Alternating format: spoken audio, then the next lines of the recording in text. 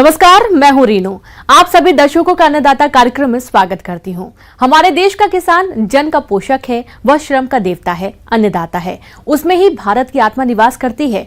ऐसे ही किसानों की प्रगति के लिए हम खेती बाड़ी से जुड़ी हुई बहुत सी नई लाभकारी जानकारियां हर रोज सुबह लेकर आते हैं। तो चलिए कार्यक्रम शुरू करने से पहले देखते हैं आज क्या है अन्नदाता में। प्रदेश के जिन किसानों ने जुलाई और अगस्त माह में प्याज की रोपाई की थी, उनकी फसल में कुछ खास प्रबंधनों जैसे पोषक तत्वों का प्रयोग, खरपतवार का नियंत्रण और पौधे सुरक्षा उपायों को अपनाने की जरूरत है। तभी इस फसल की बढ़वार ठीक ढंग से होगी और अच्छा उत्पादन मिलेगा। तो चलिए प्याज की फसल के प्रबंधन के बारे में जानते हैं बिहार कृषि विश्वविद्यालय सबौर भागलपुर के कृषि वैज्ञानिक डॉक्टर विजय कुमार सिंह से। किसान भाई प्याज लगा चुके हैं। अभी जो हम लोग प्याज लगा रहे हैं यह खरीफ प्याज इसको कहते हैं, यानी बरसाती प्याज। तो बहुत सा किसान लोग लगा दिए होंगे या लगाने के स्थिति में होंगे। तो जो अभी जो किसान भाई प्याज लगा चुके होंगे तो उनको जो है शुरू दिसंबर या लास्ट नवंबर में तैयार हो जाएगा, तो उनको बाज़ार मूल्य भी बहुत अच्छा मिल जाएगा। अब बात रही इसमें प्रबंधन की, तो जो किसान भाई प्याज लगा चुके होंगे, क्योंकि बरसात का समय है तो इसमें घास बहुत परेशान करता है। तो 20-25 दिन के बाद जो है आप फिर एक निकाई गुड़ाई करें। खरपतवारों की रोकथाम के लिए प्रोपेक्याजुफॉब 5% के साथ ऑक्सीफ्लोफिन 12% खरपतवार नाशी का प्याज लगाने के 25 से 30 दिनों के बाद उपयोग कर सकते हैं। इसके लिए इस खरपतवार नाशी की 250 से 350 मिली मात्रा को 200 लीटर पानी में मिलाकर प्रयोग करें, ताकि फसल में उगने वाले खरपतवार को नष्ट कर फसल की उत्पादकता बढ़ सके। वैसे जितना हो सके खरपतवार नाशी के बजाय हाथों से निराई गुड़ाई ही करें, क्योंकि इससे मिट्टी में वायु संचार भी बढ़ता है और उपज भी बढ़ती है। और निकाई गुड़ाई करने के बाद पहले तो आप प्याज लगाने के पहले जो है आप यूरिया हुआ, सिंगल सुपर फास्फेट हुआ, म्यूरेट ऑफ पोटाश हुआ, ये सब दे चुके होंगे। तो 15-20 दिन के बाद हम उसमें निकाई गुड़ाई करके यूरिया जो 130 किलो बचा हुआ है उसको 2 किस्त में डालें। पहला 15-20 दिन के बाद मेरा निकाई गुड़ाई हो जाए तो उस समय डालें। तो जब 60 दिन के बाद जब उसमें निकाई गुड़ाई करेंगे तो 65 किलो यूरिया यानी कि 2.5 एकड़ में निकाई गुड़ाई के बाद डाल के उसमें छींट देना है। यूरिया छींटने के समय ध्यान यह रखना है कि खेत में भरपूर नमी हो। अगर नमी नहीं है तो सिंचाई के बाद हम यूरिया का छिड़काव करेंगे, यानी उसको खेत में छींटेंगे। अब है इसमें जहाँ तक सिंचाई की बात है, तो जैसा कि हम बता रहे हैं कि यह खरीफ मौसम का प्याज है, तो बरसात में इसमें सिंचाई निर्भर करता है कि बारिश का क्या स्थिति है। बारिश मान लिया 4 दिन 5 दिन पर हो ही जाता है तो हमको सिंचाई की कोई ज़रूरत नहीं पड़ती है। अगर बारिश लंबा समय से नहीं हो रहा है, जैसा कि इस बार हो रहा है, बहुत लंबा समय से बारिश पड़ ही नहीं रहा है, तो उस स्थिति में हमको सिंचाई करनी पड़ेगी। जैसे ही देखेंगे कि खेत थोड़ा उजला टाइप का हो रहा है तो हम समझ जाएं कि अब इसमें सिंचाई बहुत ज़रूरी है। अब जब उसका कंद बनना शुरू हो जाता है तो उस समय निकाई गुड़ाई करने पर कंद कटने का डर रहता है, जिससे कि उपज पर उसका प्रतिकूल प्रभाव पड़ता है। तो उसके बाद आपको सिर्फ सिंचाई करते रहना है और बीमारी और रोग से उसको बचाना है। तो बीमारी में उसमें 2 तरह का एक बीमारी लगता है। एक लगता है आपका पर्पल ब्लॉच, एक लगता है स्टेमफिलियम ब्लाइट। तो ये दोनों बीमारी में क्या होता है कि पत्ता पर गोल लंबा ऐसा धब्बा बनता है। शुरू में वाइटिश रहता है, धीरे धीरे यह ब्राउन कलर का पूरा पत्ता में ही लग जाता है और पौधा सूख जाता है। प्याज का श्याम वर्ण यानी काला धब्बा रोग खरीफ मौसम में इस बीमारी का प्रकोप अधिक होता है। रोग के प्रारंभ में पत्तियों के बाहरी भाग पर जमीन से लगने वाले भाग में राख के रंग के चकत्ते बन जाते हैं, जो बाद में बढ़ जाते हैं तथा संपूर्ण पत्तियों पर काले रंग के उभार दिखने लगते हैं। ये उभार गोलाकार होते हैं। इससे प्रभावित पत्तियां मुरझाकर मुड़ जाती है। इसके नियंत्रण के लिए मैकोजेब 2.5 प्रति लीटर पानी में घोलकर फसल पर छिड़काव करें। खेत में जल निकासी की सही व्यवस्था रखें। साथ ही फसल में संतुलित मात्रा में उर्वरकों का प्रयोग करें। बीमारी में जैसे बताया आपको कि जो पर्पल ब्लॉच लगता है, एस्टेमोफिलियम ब्लाइट लगता है, तो इसको बचाव के लिए क्या है कि कोई भी फंगिसाइड जैसे बोलते हैं कार्बेंडाजिम बोलते हैं, मैनकोजेब हुआ जो डाइथेनियम 45 के नाम से बाज़ार में आता है, तो इसका भी 2 से 2.5 ग्राम 1 लीटर पानी में डालकर आपको स्प्रे करना है। और इसमें भी आपको स्टिकर डालना बहुत ज़रूरी है। कीड़ा में जो है मेन इसका जो है थ्रिप्स है, वह बहुत ही महीन कीड़ा है, बहुत ही ध्यान से देखने पर पता चलता है, किसी लोग को तो पता भी नहीं चल पाता है। तो यह कीड़ा जो है पत्ता को रस को चूसता है। थ्रिप्स कीट यह एक छोटे आकार का कीट होता है जिसके शिशु और वयस्क दोनों पत्तियों से रस चूसते हैं। पत्तियों पर सफेद धब्बे बनते हैं जो बाद की अवस्था में पीले सफेद हो जाते हैं। यह कीट शुरू की अवस्था में पीले रंग का होता है जो आगे चलकर काले भूरे रंग का हो जाता है। इसकी रोकथाम के लिए मुख्य खेत में पीले और नीले रंग का चिपचिपे प्रपंच या ट्रैप लगाएं। खेत को खरपतवारों से मुक्त रखें। रुपाई के बाद डाइमिथोएट 1 मिलीलीटर मात्रा या फॉस्फामेडियन 1 मिलीलीटर मात्रा प्रति लीटर में मिलाकर 2 से 3 छिड़काव 15 दिन के अंतराल पर करें। तो कीड़ा से बचाव के लिए इमिडाक्लोरोपीड जो है 1 लीटर में आधा ml स्प्रे करना है। स्प्रे करने में ध्यान यही रखना है कि जैसा कि हम जानते हैं कि प्याज का पत्ता खड़ा होता है, चिकना होता है, तो दवा जो हम उस पर छींटते हैं उस पर सही ढंग से टिक नहीं पाता है। तो जब मेरा दवा टिक नहीं पाएगा तो पौधा पर असर नहीं दिखाएगा। तो इसके लिए बाज़ार में सैंडोविट करके एक स्टिकर आता है, सैंडोविट या और कई तरह का मार्केट में है, तो उस दवा का स्टिकर का आधा ml 1 लीटर घोल में डाल के स्प्रे करेंगे। ऐसा करने से क्या होगा कि पत्तियों पर दवा ज़्यादा टिकेगा, जिससे हमको वांछित फायदा मिलेगा। ब्रेक के बाद एक बार फिर से आप सभी दर्शकों का अन्नदाता में स्वागत है। किसान भाइयों, हम आपको समय समय पर देश और प्रदेश के सफल किसानों से मुलाकात कराते हैं ताकि आप उनकी सफलता से सीख लेकर आगे बढ़ें। आज भी हम आपको राजस्थान जिला जयपुर के ऐसे ही प्रगतिशील किसान सुरेश यादव से मिलवाने जा रहे हैं, जो कि वर्मी कंपोस्ट तैयार करते हैं और स्वयं जैविक खेती करते हुए लोगों को जैविक खेती की कला सिखा रहे हैं। साथ ही इससे वो सालाना लाखों की आमदनी भी कमाते हैं। तो आइए जानते हैं इनकी सफलता की कहानी। आज मैं आपको हमारे जो ऑर्गेनिक वर्मी कंपोस्ट का काम है उसके बारे में आपको यहाँ जर्नी शेयर कर रहा हूँ। हमने यह कार्य लॉकडाउन में चालू किया था।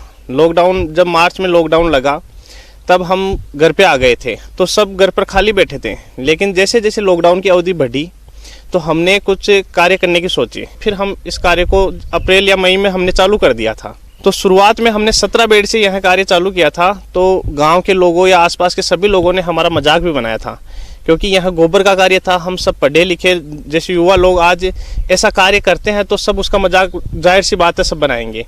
लेकिन हमने डॉक्टर साहब ने बताया और हमने 17 बेड से यह कार्य चालू किया। तो हमारे शुरुआत में कोई ना तो वर्मी कंपोस्ट बिका, ना कुछ ऐसे कोई इनकम थी नहीं। लेकिन जैसे 8-9 महीने हुए तो हमारे पास में धीरे धीरे ऑर्डर आने लगे, वर्मी कंपोस्ट के ऑर्डर आने लगे। और आज दोस्तों लगभग 2-2.5 साल हो चुके हैं, तो हम बहुत अच्छे से कार्य कर रहे हैं।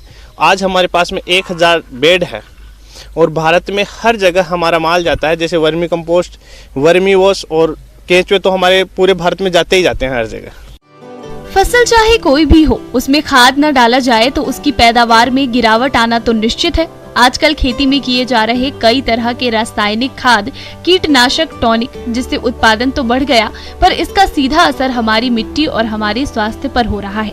इस तरह का नुकसान ना हो, इसके लिए जैविक खेती की तकनीक अपनाना जरूरी है, जिसमें केचुआ खाद का अहम योगदान है। इन्हीं सबको देखते हुए इस किसान भाई ने वर्मी कंपोस्ट तैयार कर खेती के साथ साथ बिजनेस का जरिया बनाया, जिससे आज के समय में अच्छा खासा मुनाफा कमा रहे हैं, साथ ही लोगों को रोजगार भी दे रहे हैं।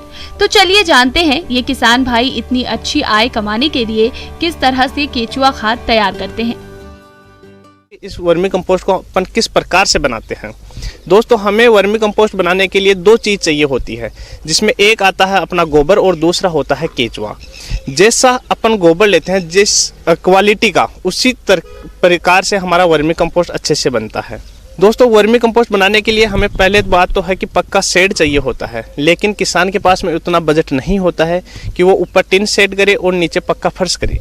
तो इसका अल्टरनेट होता है कि अपन, आपको दिख रहा होगा कि जैसे नीचे तो प्लास्टिक की पन्नी बिछा सकते हैं और ऊपर की छाया हमें ओनली गर्मियों के लिए ज़रूरत होती है। तो अभी हमने बारिश के टाइम में इसको हटा रखा है, आपको खंबे दिख रहे होंगे। तो आपको पक्का फर्श करने की भी वैसे ज़रूरत नहीं है, आप बिल्कुल प्लास्टिक की पन्नी बिछाकर इस कार्य को चालू कर सकते हो। हमें बिल्कुल ताज़ा गोबर लेना है। ताज़ा गोबर का मतलब होता है कि 10 से 15 दिन पुराना हो, इससे ज़्यादा पुराना अपने को गोबर नहीं लेना है। और एकदम बिल्कुल साफ गोबर लाते हैं, उसको अपन 10 से 15 दिन तक ठंडा करते हैं उस पर पानी डालकर। 10 से 15 दिन बाद में जैसे ही वो गोबर ठंडा हो जाता है तो उसके अपन बेड बनवा देते हैं। और बेड की साइज होती है दोस्तों 3 फीट चौड़ाई, लंबाई अपने पास जिस प्रकार की जगह अवेलेबल है उस प्रकार से अपन उसकी लंबाई रख सकते हैं। और उसकी ऊंचाई होती है 1 से 1.25 या 1.5 फीट तक अपन उसकी ऊंचाई रख सकते हैं। जैसे अपनी बेड तैयार हो जाती है 15 से 20 दिन बाद में, फिर उस पर दोस्तों अपने को केचुए डालने होते हैं। जितनी हमारी बेड की लंबाई होती है उसके जस्ट आधे अपने को केचुए डालने होते हैं। जैसे 20 फीट लंबाई की अपनी बेड है तो उस पर अपने को 10 केजी केचुए डालने हैं। और केचुए डालने का तरीका आपको दिख रहा होगा कि अपन उसके जस्ट इसके ऊपर अपन केचुए डालते हैं। और फिर केचुए डालने के बाद में अपन जो अपना गन्नी बैग आता है, जूट की बोरी आती है, उसको अपन गीला करके बेड पर ढक देते हैं। जैसे ही 60 दिन हो जाते हैं तो अपना लगभग वर्मी कंपोस्ट तैयार हो जाता है। तो इसके बाद में अपन इसको ऊपर से अपन जैसे layer wise layer vermi compost को उतारते हैं। और जैसे ही अपन वर्मी कंपोस्ट को ऊपर से उतारते हुए चलते हैं तो नीचे केचुए धीरे धीरे नीचे चले जाते हैं। तो इसको धीरे धीरे उतार करके हम इसको मशीन में छान कर बिल्कुल अच्छे से पैकिंग करते हैं। जैसे हमारी पैकिंग 1 केजी, 2 केजी, 5 केजी और 25 और 50 केजी में हमारी पैकिंग जाती है, जो मार्केट में हम बेचते हैं, जिसकी रेट हम 6 रुपये 7 रुपये के लगभग, छोटी पैकिंग की ज़्यादा रेट रहती है और बड़ी पैकिंग की वाजिब 6 रुपये रेट रखते हैं। इस प्रकार से हम इसको मार्केट में बेचते हैं। तो लास्ट में जैसे 5-6 इंच की परत रहती है तो उस पर अपना अर्थवर्म ही बचता है। और उस लेयर को अपन जैसे नई बेड पर उठाकर डाल सकते हैं, या फिर किसी किसान को, या फिर कहीं भी अपन उसको सेल कर रहे हैं अर्थवर्म को, तो उसमें से अपन उसको अच्छे से निकाल कर अपन उसको अर्थवर्म को सेल कर सकते हैं। इस प्रकार जब वर्मी कंपोस्ट अपना तैयार हो जाता है तो हम इसको खुद के खेतों में डालते हैं, जिससे हमें बहुत अच्छा मुनाफा मिलता है। मैंने बागवानी भी कर रखी है, उसमें भी मैं वर्मी कंपोस्ट तथा वर्मी कंपोस्ट के साथ साथ वर्मी वॉश, नीम की खली, नीम ऑयल यही यूज करता हूँ, जिससे मुझे बहुत अच्छा मुनाफा मिलता है। ये किसान भाई वर्मी कंपोस्ट तैयार करने के लिए वर्मी बेड में उचित नमी बनाए रखने के लिए समय समय पर बेड पर फव्वारे से पानी का छिड़काव करते हैं और तैयार खाद को समय समय पर निकालते रहते हैं। इसके बाद सावधानी पूर्वक छनाई करके पैकिंग करते हैं और अपने तैयार किए गए वर्मी कंपोस्ट खाद और केचुओं को बेचने के लिए कई तरीके अपनाते हैं, जिससे इन्हें अच्छा मुनाफा मिल रहा है। यदि कोई किसान और युवा अगर अपने खुद की खेती के लिए यहाँ कार्य करना चाहता है तो उसको तो कोई दिक्कत इसके सामने आती नहीं है, क्योंकि वो आराम से इस कार्य को कर सकता है। इसमें को बनाने में कोई ज़्यादा समस्याएं आती नहीं है। लेकिन कोई भी युवा या किसान इसको बिजनेस पर्पज से करना चाहता है तो उसके सामने सबसे बड़ी समस्या आ जाती है कि एक समय के बाद में कि वो उसको सेल नहीं कर पाता। तो इसका दोस्तों मार्केटिंग का तरीका सबसे अच्छा है कि आज के टाइम में अपन सोशल मीडिया का ज़्यादा से ज़्यादा उपयोग करें। और ऑफलाइन में बात करें तो जैसे 1 केजी 2 केजी की अपन छोटी छोटी वर्मी कंपोस्ट की पैकिंग करके, जैसे अपने पास नर्सरी हो गई, पोली हाउस हो गए, या जो बागवानी वाले किसान हो गए, तो उनको अपन आराम से जहाँ कहीं भी घूमने जाते हैं या फिर कहीं भी जा रहे हैं तो उनको अपन आराम से 1-2 केजी की पैकिंग उनको दे सकते हैं। क्योंकि वो जब इसको यूज करेंगे उनको अपनी वर्मी कंपोस्ट की क्वालिटी का पता लगेगा, तो वो ऑटोमेटिक अपने से धीरे धीरे जुड़ते चले जाएंगे। आज के समय में कोई भी बिजनेस बेकार नहीं होता, खास तौर पर कृषि से संबंधित। बस जरूरत होती है तो सही प्लानिंग और प्रबंधन की। कुछ ऐसा ही कर दिखाया ये किसान भाई ने, जो छोटे स्तर से वर्मी कंपोस्ट यूनिट लगाकर शुरुआत की और आज लाखों रुपए कमा रहे हैं। तो चलिए जानते हैं वर्मी कंपोस्ट यूनिट लगाने से फायदा कितना होता है, खुद उन्हीं से। अब बात करते हैं कि अपने को इससे मुनाफा कितना होता है। दोस्तों, जिस प्रकार से अपनी एक 30 फीट लंबाई की बेड है, उसमें मेरे हिसाब से लगभग 7 से 8 क्विंटल अपने को वर्मी कंपोस्ट प्राप्त होता है। और इसमें अपन लागत की बात करें तो देखो, अर्थवर्म की तो लागत एक बार होती है, इसके बाद में तो अपने पास में वो मल्टीपल होते चले जाते हैं। तो एक बेड में लगभग 1000 से 1500 रुपये का अपन गोबर मानते हैं। तो यदि 1000 से 1500 रुपये के गोबर से अपने को 7 क्विंटल वर्मी कंपोस्ट प्राप्त होता है और एन एवरेज वर्मी कंपोस्ट की रेट चलती है 6 रुपये प्रति केजी, तो 7 क्विंटल का रुपया हो गया 4200।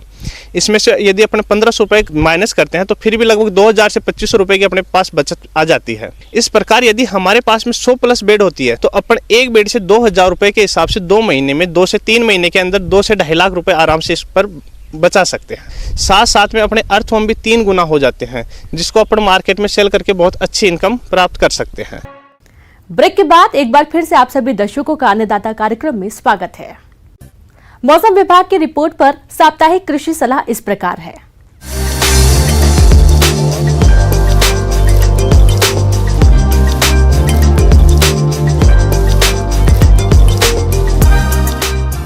ग्रामीण कृषि मौसम सेवा भारत सरकार और डॉक्टर राजेंद्र प्रसाद केंद्रीय कृषि विश्वविद्यालय पूसा समस्तीपुर के मौसम विभाग के सहयोग से जारी मौसम पूर्वानुमान के अनुसार पूर्वानुमान की अवधि में उत्तर बिहार के जिलों में हल्के से मध्यम बादल छाए रह सकते हैं। इस दौरान तराई तथा मैदानी जिलों के अनेक स्थानों पर हल्की वर्षा हो सकती है। कुछ स्थानों पर मध्यम वर्षा होने का भी अनुमान है। मौसम के मिजाज को देखते हुए किसान भाइयों को सुझाव है कि सितंबर अरहर की पूसा 9 और शरद प्रभेद की बुआई उचास जमीन में करें। बुआई के 24 घंटे पूर्व 2.5 ग्राम थीरम दवा से प्रति किलोग्राम बीज की दर से उपचार करें और फिर बुआई के ठीक पहले उपचारित बीज को उचित राइजोबियम कल्चर से उपचारित कर बुआई करें। धान की फसल में ब्राउन प्लांट होपर कीट की निगरानी करें। यह मच्छरनुमा कीट पौधा की पत्तियों एवं तने से रस चूसता है, जिससे पत्तियां सूखी हुई तथा भूरे रंग की हो जाती हैं। यदि कीट का प्रकोप दिखाई दे तो इमिडाक्लोरोप्रिड 1 मिलीलीटर दवा प्रति लीटर पानी की दर से घोलकर आसमान साफ रहने पर छिड़काव करें। उड़द और मूंग की फसल में पीला मोजैक वायरस से ग्रस्त पौधों को उखाड़कर नष्ट कर दें। बीमार पौधों की पत्तियों पर पीले सुनहरे चकत्ते पाए जाते हैं। बीमारी की उग्र अवस्था में पूरी पत्ती पीली पड़ जाती है। यह रोग सफेद मक्खी द्वारा फैलता है, इसलिए रोग के विस्तार से बचाव के लिए इमिडाक्लोरोप्रिड 1 मिलीलीटर दवा प्रति लीटर पानी की दर से घोलकर छिड़काव करें। फूल गोभी की मध्यकालीन किस्में अघनी, पूसी, पटना मेन, पूसा सिंथेटिक 1, पूसा शुभ्रा, पूसा शरद, पूसा मेघना एवं अर्ली स्नोबॉल किस्मों की बुआई नर्सरी में करें। टमाटर की काशी विशेष, काशी अमन, स्वर्ण ललिमा, स्वर्ण नवीन, अर्का आभा किस्मों की नर्सरी उथली क्यारियों में कतारों में बुआई करें। सब्जियों की नर्सरी में लाही, सफेद मक्खी व चूसक कीड़ों की निगरानी करें। अगात मूली की बुआई करें। इसके लिए पूसा चेतकी, पूसा देशी, पूसा हिमानी, जौनपुरी, जापान सफेद, पूसा रश्मि, जापानी सफेद, पंजाब सफेद, अर्का निशांत आदि प्रभेद अनुशंसित है। आगात फूल गोभी में पत्ती खाने वाली कीट डायमंड बैक मॉथ की निगरानी करें और प्रकोप दिखाई देने पर बचाव के लिए स्पेनोजेड दवा 1 मिलीलीटर प्रति 4 लीटर पानी में घोलकर छिड़काव आसमान साफ रहने पर करें। पत्ता गोभी की आगात किस्मों की बुआई नर्सरी में करें। इसके लिए pride of India, golden anchor, Pusa Mukta, Pusa Ageti एवं अर्ली ड्रम हेड किस्में अनुशंसित हैं।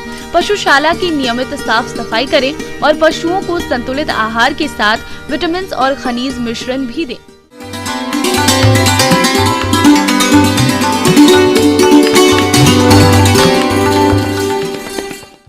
आइए जानते हैं अन्नदाता निःशुल्क फोन के माध्यम से पूछे गए समस्याओं का समाधान।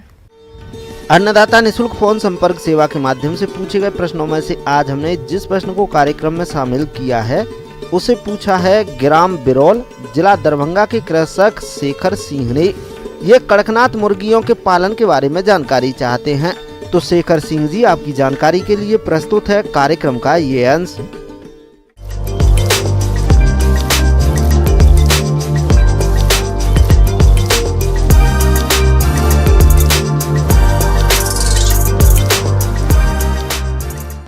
मुर्गी जो पालते हैं, मुर्गी पालन का ही तरीका है कड़कनाथ का। कुक्कुट का एक प्रजाति है जो अपने ब्लैक मीट के लिए फेमस होती जा रही है, पहले से भी लोग जानते हैं। इसका खास बात यह है कि इसका जो मीट है वो उसमें प्रोटीन 25 से 70% है और कोलेस्ट्रॉल लेवल जो होता है लो डेंसिटी लाइपोप्रोटीन का, उसका बहुत कम मात्रा है, 0.7 to 1.02% तक होता है। मुर्गी पालन एक ऐसा व्यवसाय है जो आपकी आय का अतिरिक्त साधन बन सकता है। ये व्यवसाय बहुत कम लागत में शुरू किया जा सकता है और इस व्यवसाय में मुनाफा भी काफ़ी ज़्यादा है। अगर हम बात कड़कनाथ मुर्गे की करें तो इसमें प्रोटीन तो होता ही है, साथ ही इसमें बहुत सारे औषधि गुण भी होते हैं। दरअसल कड़कनाथ प्रीमियम नस्ल है। इसका दाम आम चिकन की तुलना में 3 गुना ज़्यादा तक होता है। चटक काले रंग के इस मुर्गे में फैट ना के बराबर होता है और इसकी मीट का स्वाद बहुत ही स्वादिष्ट होता है। तो ये एडेप्टेबिलिटी के लिए जाना जाता है और इसके शरीर में लगभग हर चीज़ ब्लैक होता है, यही इसकी पहचान है। इसका पंख, इसका चोंच, इसका स्किन, इसके फेदर्स, ये सारी चीज़ ब्लैक, कॉम, बैटल, हर चीज़ ब्लैक कलर का होता है। लोगों का पहले तो ये मध्य प्रदेश में ये प्रजाति वहाँ की ओरिजिनेटेड है। मध्य प्रदेश में काठियावाड़ डिस्ट्रिक्ट के आसपास इसका ओरिजिन माना जाता है और कुछ ट्राइबल लोग इसको पहले पालते थे। धीरे धीरे ये पूरे देश में फैला है। आज हमारे प्रदेश में भी लोग इसके प्रति जागरूक हुए हैं और इसका पालन शुरू किए हैं। मध्य प्रदेश के झाबुआ जिले समेत कुछ अन्य जिलों में मुर्गी की ये खास नस्ल पाई जाती है जिसे कड़कनाथ के नाम से जाना जाता है। Vitamin B1, B2, B6, B12, C, E, niacin, calcium, phosphorus, haemoglobin भरपूर मात्रा में इसमें होता है। इसके मीट में सफ़ेद चिकन के मुकाबले कोलेस्ट्रॉल बहुत कम होता है और अमीनो एसिड अधिक मात्रा में पाया जाता है। इसका खून, हड्डियां और पूरा शरीर काला होता है। ये दूसरी मुर्गियों की तुलना में लाभकारी है। जो भी आप पोल्ट्री फार्मर हैं वो अगर ये पालना चाहते हैं तो उसको पाल सकते हैं। इसका जो शरीर का वज़न है बिल्कुल अपना देसी मुर्गी की तरह है। अभी जो फ़िलहाल इसका डिमांड है, सबसे ज़्यादा महंगा मांस इसका मिलता है। मुर्गी पालक किसान हैं जो मुर्गी पालते हैं वो इसको डीप लीटर सिस्टम में पालें तो अच्छा रहेगा। कुछ बेडिंग मटेरियल दे दें और हवादार घर हो, वेंटिलेशन अच्छा हो, साफ़ सफाई हो और स्पेस कम से कम 1 to 2 स्क्वायर फीट पर बर्ड होना चाहिए। एक मुर्गी के लिए 1 स्क्वायर फीट से 2 से 2.5 स्क्वायर फीट तक का स्पेस अच्छा माना जाता है। इसके बाद जो इसका चूजा है बहुत जगह मिलने लगा है, पहले मिलता नहीं था लेकिन अब लोगों की इसके प्रति जागरूकता बढ़ी है। तो जो भी मुर्गी का चूजा सप्लाई करते हैं लगभग वो पोल्ट्री यूनिट में भी इसका चूजा उपलब्ध है। किसान चाहे तो यहाँ से भी प्राप्त कर सकते हैं। चूजा मिलते ही आप उसका सबसे पहले जो चूजा का प्रबंधन तरीका है ब्रूडिंग, वो ब्रूडिंग सिस्टम अपनाएं और ब्रूडिंग में आप जो मुर्गी के चूजे के लिए करते हैं वही इसके लिए भी करना ज़रूरी है कि एक लाइट सोर्स होना चाहिए और खाने दाना का, पानी का व्यवस्था होना चाहिए।